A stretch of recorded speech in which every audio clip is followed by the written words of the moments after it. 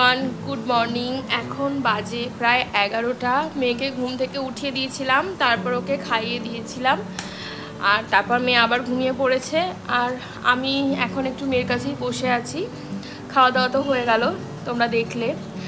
আর এবার যেটা করব সেটা হচ্ছে মেয়েকে একটু পরে ঘুম থেকে তুলবো। এক্ষুনি তুলবো না, ঘুমিয়ে পড়েছে যেহেতু, একটু পরে ঘুম থেকে তুলে ওর যাবতীয় কাজগুলো শুরু করে দেবো। যেমন ওকে ওষুধ খাওয়াতে হবে, ওকে এক্সারসাইজ করাতে হবে, তারপর ওকে চান করাতে হবে। এই জিনিসগুলো আমি তারপর শুরু করে দেবো। বিকজ ওর মোটামুটি 11:30টার মধ্যে আমি ওর এই জিনিসগুলো কমপ্লিট করে দেওয়ার চেষ্টা করি। এখন 11টা বাজেনি, এখন 11টা বাজতে 15-20 মিনিট দেরি আছে। 11:30টার মধ্যে এই জিনিসগুলো আমি ওর কমপ্লিট করে দেবো। তারপর ও আবার ঘুমাবে, কারণ তারপর ওর খাওয়ার আবার দেরি আছে যেহেতু। তো এই হচ্ছে এখনকার মতো আপডেট। আর দেখি তারপর আমার আর তেমন কোনো কাজ নেই। মেয়ের সব কাজ হয়ে যাওয়ার পর আমার তেমন আর কোনো কাজ থাকে না। তারপর হয়তো আমিও চান করে নেব, তারপর এই আর কি।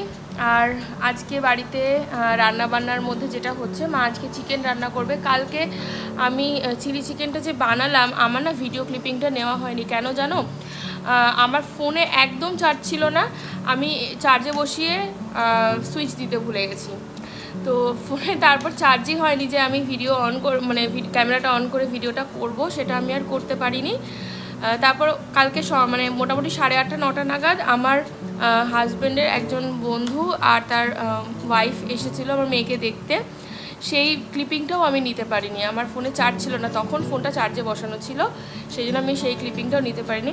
হ্যাঁ, চাইলে আমি মায়ের ফোন থেকে বা বোনের ফোন থেকে ক্লিপিং নিতে পারতাম, দিয়ে আমি এডিটে অ্যাড করে দিতাম, কিন্তু সেটা আর করা হয়নি। কথাবার্তা বলতে বলতে যেটা হয়, কেউ বাড়িতে আসলে না কথাবার্তা বলতেই অনেকটা সময় চলে যায়, আর মাথায় আর এটা আসেনি। পরে মাথায় আসলো যে আমার ফোনটা না হয় চার্জে ছিল, আমার বোনের ফোন ছিল, ওর ফোনেও ভিডিওটা করা যেত, কিন্তু করা হয়নি। তো যাই হোক, তারপর ওরা মোটামুটি আমাদের বাড়িতে 9:30 অবধি ছিল, তারপর ওরা আবার বাড়ি চলে গেল, এই আর কি। বাট আমি এবার যেদিন আমি আবার চিলি চিকেন করব, সেদিন আমি ফুল রেসিপি আমি শেয়ার করব। আমার ইচ্ছা আছে যে আমি কিভাবে চিলি চিকেন বাড়িতে বানাই, আমি সেটা তোমাদের সঙ্গে শেয়ার করব। তো চলো, দিন শুরু করে দিয়েছি, কাজও আমার যা কাজ থাকে সেগুলোও শুরু করে দিই, সময় নষ্ট না করে। একটু বাদে মেয়েকে তুলবো, তারপর বাকি কাজ শুরু করব, এই আর কি। তোমরা দেখতে থাকো ব্লগটাকে। এবার মেয়ের কাজগুলো শুরু করে দেব। এই যে মেয়ের ওষুধ, মাসাজ অয়েল, বডি লোশন সব কিছু আমি বিছানায় নিয়ে নিচ্ছি। মেয়েকে এখনও বিছানাতেই চান করাই, কারণ ও এখন এতটাই ছোট না, নিচে চান করাতে আমার একটু ভয় লাগে। মা আমাকে বলছে অনেক দিন ধরেই যে এবার ওকে বিছানা ছেড়ে অন্য জায়গায় চান করানোর অভ্যাস করাতে হবে। দেখি কবে করাতে পারি, বা আমি নিজে কবে সেই কনফিডেন্সটা পাই যে ওকে বিছানা ছেড়ে নিচে বা অন্য কোথাও চান করাবো। আর তারপরে মেয়ের সব কাজবাজ হয়ে গেল, তারপরে চলে এলাম রান্নাঘরে দেখতে মা রান্না কতদূর। দেখলাম মা রান্না অলমোস্ট হয়ে এসেছে, আর একটুখানি বাকি। গতকাল বোন একটা আম নিয়ে এসেছিল, ওর ইফতারির আম আমাকে দিয়ে গেছে, বলেছে খা, খুব মিষ্টি হবে। তো এই আমটা ও আমার মনে হয় ব্লিঙ্কিট থেকে নিয়েছে, আমি জিজ্ঞেস করিনি, কিন্তু আমটা কিন্তু বেশ মিষ্টি ছিল। তারপর উপরে এসেছিলাম একটা দরকারে, এসে দেখলাম লঙ্কা গাছে 2টো লঙ্কা শুকিয়ে একেবারে শুকনো লঙ্কা হয়ে গেছে।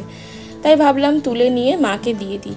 লঙ্কা 2টো তুলে নিলাম, নিয়ে নিচে গিয়ে মাকে লঙ্কা 2টো দিয়ে দিলাম। মাকে বললাম যে লঙ্কা 2টো অবশ্যই কিন্তু কোনো রান্নায় দিয়ে দিও, ওয়েস্ট করো না। মা বললো না না, ওয়েস্ট কেন করবো, গাছের জিনিস অবশ্যই রান্নায় দিয়ে দেবো। তারপর আর কি দুপুর হয়ে গেল, আর আমি লাঞ্চ করতে বসে পড়েছি। এখানে রয়েছে মার বানানো চিকেন আর আমার বানানো গতকালের চিলি চিকেন, এই দুটো দিয়ে আজকে লাঞ্চ কমপ্লিট করলাম। সন্ধ্যাবেলা মেয়ের পাপা এসেছে মেয়ের সঙ্গে দেখা করতে। মেয়ের পাপা প্রতিদিন মেয়ের সঙ্গে দেখা করতে আসে। হ্যাঁ, হয়তো ভ্লগে তাকে নেওয়া হয় না, কারণ সে খুব একটা ক্যামেরা পার্সন না, খুব একটা পছন্দ করে না ক্যামেরার সামনে আসা। জানো, অনেক সময় ছবি তুলতে গেলেও সে বলে যে না, তুমি নিজের ছবি তোলো, আমার ছবি তুলো না।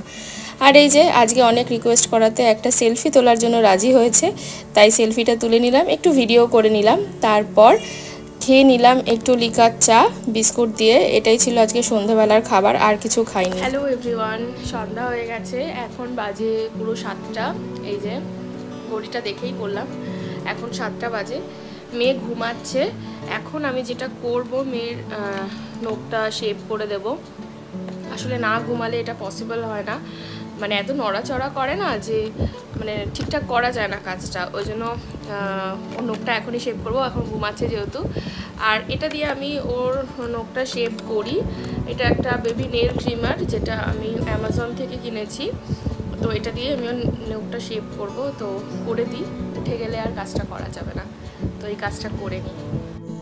বাচ্চাদের জন্য এই নেল ট্রিমারটা একদম পারফেক্ট। আমি তো ভয় পাচ্ছিলাম, ও যখন খুব ছোট তখন খুবই ভয় পাচ্ছিলাম যে আমি ওর নখগুলো কীভাবে কাটবো। তারপর বোন এটা সাজেস্ট করলো। সত্যি কথা বলতে এটা আমার জানা ছিল না যে নেল ট্রিমার বলে কিছু পাওয়া যায় বাচ্চাদের জন্য।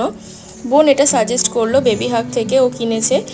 আমাকে বললো যে এইটা দিয়ে খুব সহজে আমাদের মেয়ের নখটা তুই ট্রিম করে দিতে পারবি, তাতে কি হবে ব্লেড দিয়ে কাটার প্রয়োজন পড়বে না। তো এখানে অনেকগুলো অপশান আছে, আর এই যে জায়গাটা তোমাদের দেখালাম এখানে দুটো ব্যাটারি ভরতে হয়। আর এই যে বাফারগুলো রয়েছে 4-5 রকমের বাফার রয়েছে। এই বাফারগুলো আলাদা আলাদা বয়সের জন্য, এমনকি এই ব্লু বাফারটা কিন্তু অ্যাডাল্টরাও ইউজ করতে পারবে। আর এই যে দেখতে পাচ্ছ, আমি চালিয়ে একটু দেখিয়ে দিচ্ছি তোমাদের, ঠিক এইভাবেই বাফ হয়। খুবই কম স্পিডে বাফটা হয়, যাতে বাচ্চাদের খুব নরম খুব সূক্ষ্ম নখ, তো যাতে তাদের কোনো রকম আঘাত না লাগে। আর এই যে দেখো আমার মেয়ের নখগুলো কিন্তু বেশ বড় হয়ে গেছে। এই 2 দিন আগেই কিন্তু আমি ট্রিম করে দিয়েছিলাম। মা বলে বাচ্চাদের নখ খুব তাড়াতাড়ি বাড়ে। আমার হ্যালো এভরিওয়ান, আবার ক্যামেরার সামনে এলাম। তখন মেয়ের নখ ট্রিম করে দিয়েছিলাম, একটু নড়াচড়া করছিল, বাট তাও কাজটা হয়ে গেছে। মা একটু বেরিয়েছে, কেন বেরিয়েছে সেটা আগামী ভ্লগে বলবো, কারণ আই থিঙ্ক নেক্সট ভ্লগে আজকে মা কেন বেরিয়েছে তার কারণটা আমি রিভিল করতে পারবো, তাই নেক্সট ভ্লগেই বলবো যে মা কেন বেরিয়েছে। প্রায় 1 ঘন্টা আগে মা বেরিয়েছে, এখন বাজে 8টা মতো বাজে। তো মা কিছুক্ষণ পরে চলে আসবে। আর আজকে যেটা হচ্ছে সেটা হলো, আজকে বাইরে বৃষ্টি হচ্ছে হঠাৎ করেই। সকাল থেকে তো ওয়েদার তো তেমন ছিল না বৃষ্টি হওয়ার মতো, বাট এখন হঠাৎ করেই এই যে বাইরে বৃষ্টি হচ্ছে। আর খুব জোরে হচ্ছে না, আবার খুব আস্তেও হচ্ছে না, মোটামুটি হচ্ছে বৃষ্টি। আর বাইরের ওয়েদারটা মোটামুটি কিন্তু বেশ ভালো, ঠান্ডা, ঘরের মধ্যেই কিন্তু গরমটা লাগছে। বাইরের ওয়েদার কিন্তু ভালো আজকে। তো এই আর কি ব্যাপার, যাক অনেক দিন বাদে বৃষ্টি হলো, গরমের প্রথম বৃষ্টি। গরমও পড়ে গেছে হঠাৎ করে, আর হঠাৎ করে বৃষ্টিও হলো। তো যাই হোক, এই চলছে। ব্লগটাকে এন্ড করতে এলাম বন্ধুরা। তেমন কিছু তো আর দেখানোর নেই, এই এখন মেয়েকে নিয়েই থাকবো, তারপরে রাতে ডিনার টাইম হয়ে যাবে, ডিনার করব, তারপর আর কি শুয়ে পড়বো। তারপর তো এখন মেয়ে যেহেতু খুব ছোট, রাতে 2-3 বার উঠতে হয় ওকে খাওয়ানোর জন্য, বা কখনো কখনো যদি সুসু করে দেয়, পটি করে দেয়, সেগুলো চেঞ্জ করার জন্য। মেয়ে হওয়ার পর থেকে মোটামুটি এখন এটা অভ্যাস হয়ে গেছে যে রাতে 2-3 বার আমাকে উঠতেই হয়। তো আমার ভিডিও যদি ভালো লাগে তাহলে প্লিজ চ্যানেলটা সাবস্ক্রাইব করে নিও, নোটিফিকেশান বেলটা অন করে দিও, যাতে আমি ভিডিও দিলেই তোমরা নোটিফিকেশান পেয়ে যাও। আর যদি আমার ভিডিও ভালো লাগে অবশ্যই কমেন্ট বক্সে একটা ছোট্ট কমেন্ট করে দিও, তাতে আমি বুঝতে পারবো তোমাদের আমার ভিডিও ভালো লাগছে বা লাগছে না। তো আজকের জন্য টাটা, দেখা হচ্ছে কালকে আবার নতুন একটা ভ্লগে। তোমরা বৃষ্টি কেমন এনজয় করলে? আজকে 15 তারিখ, 15ই মার্চ। তোমরা বৃষ্টি কেমন এনজয় করলে? 15ই মার্চে বৃষ্টিটা হলো, তো তোমরা বৃষ্টি কেমন এনজয় করলে, বা তোমাদের বাড়ি কোথায়, কীরকম বৃষ্টি হয়েছে সেটা আমাকে কমেন্টে জানিও। তো আমাদের এখানে তো মোটামুটি বৃষ্টি হচ্ছে, ভালো লাগছে, বাইরের ওয়েদারটা বেশ ভালো। বাই দ্য ওয়ে, আমি এখন এই মুহূর্তে যেখানে আছি, মানে যেটা আমার বাপের বাড়ি, সেটা হচ্ছে 1 নম্বর এয়ারপোর্ট গেটের খুব কাছে। আর এখানে এরকম বৃষ্টি হচ্ছে, মানে আসতেই হচ্ছে, একটু আগে একটু জোরে হচ্ছিল, এখন আবার বৃষ্টির পরিমাণটা অনেকটা কমে গেছে। তো আজকের জন্য টাটা, দেখা হচ্ছে কালকে।